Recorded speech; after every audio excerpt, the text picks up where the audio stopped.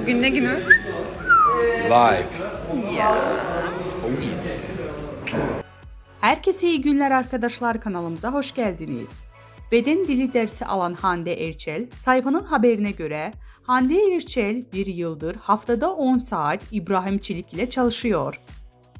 Bazı yabancı oyuncuların online derslerine katılan güzel oyuncu, aynı zamanda şan, diksiyon ve beden dili dersleri aldı.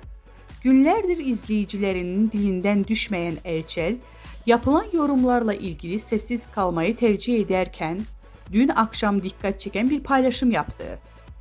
Mart ayında Polygon'da ateş yaptığı anı paylaşan oyuncu, dizideki Leyla rolüne uzun zamandır hazırlandığı gözler önüne serdi. Öte yandan Erçel'e yönetmeni Bergüzar Korel ve Tolga Kareli'den destek mesajları gelmiştir.